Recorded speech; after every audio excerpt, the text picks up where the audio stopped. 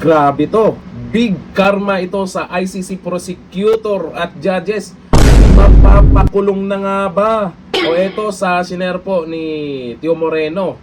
Ang sabi po dito, samantalang sa Pilipinas, pinamimigay ang Pilipino sa ICC.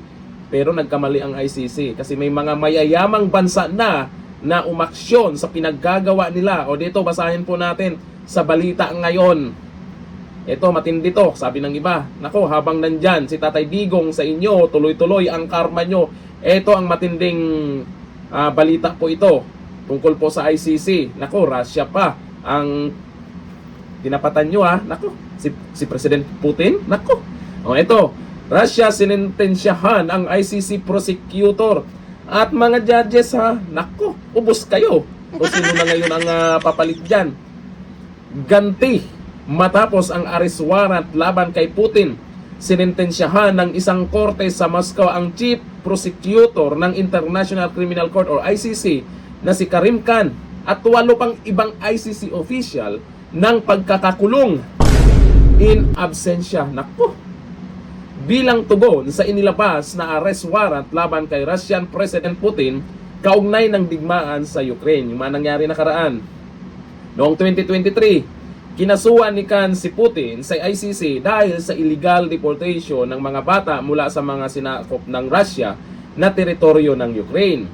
Bilang sagot, nagbukas ng kaso ang Russia laban kay Khan at sa mga hukom ng ICC. Pwede naman pala no?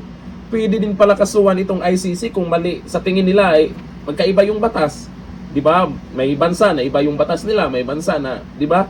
Kung sa batas po ng Russia ay iba din po dito sa ICC, sa tingin nila ay may mali, ayun, kinasuhan din po pala nila. Di ba bakit ang Pilipinas ay sunod-sunuran? Alam naman natin na mali yung ginawa nila kay Tatay Digong. Anong meron? Ayon sa Moscow City Court, unlawfully prosecuted umano ni Khan ang mga Russian citizen at patently unlawful arrest warrants ang pinag-utos ng ICC.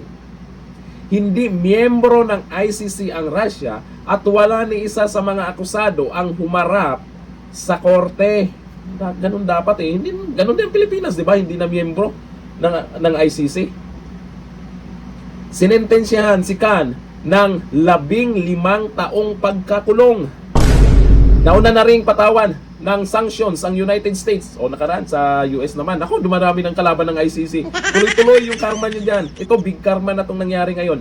Nauna na ring patawan ng sanctions ng United States si Khan dahil sa mga investigasyon ng ICC laban sa US at Israeli officials.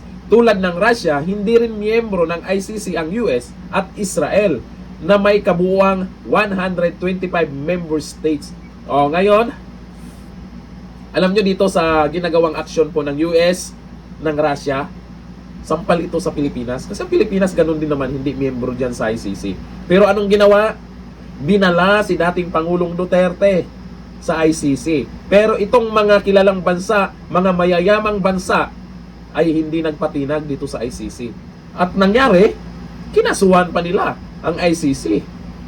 O, di ba? O ngayon, matutukan pa ba nila ang kaso ni dating Pangulong Duterte? Samantalang busy sila dito sa hinaharap nilang bad karma. O ayon dito kay Serito Bincola, karma is real, only small fees lang kasi kaya nyo. O, itong mga malalaking bansa, o iyak sila. Sila pa yung kinasuhan at maghang ipapakulong pa.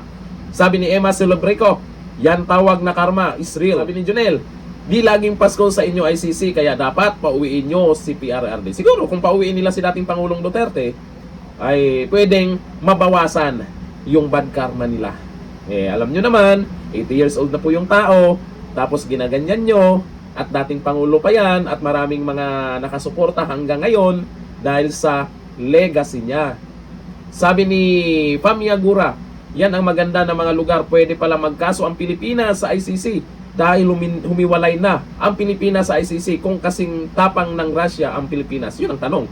Iba ang Russia. Pinanindigan nila kung ano yung batas nila. Hindi yung basta magsuko na lang ng kababayan nila diyan sa ICC. O, di ba? Bandang uli, itong mga taga-ICC, At yung mga nakipagtulungan sa ICC ay talagang magsisisi. Big karma na yan. Abangan pa. Lalo na to, naumpisahan na ng Russia. Ituloy-tuloy nila yan. Gaba. Hanggang dito na lang. Thank you. Bye-bye.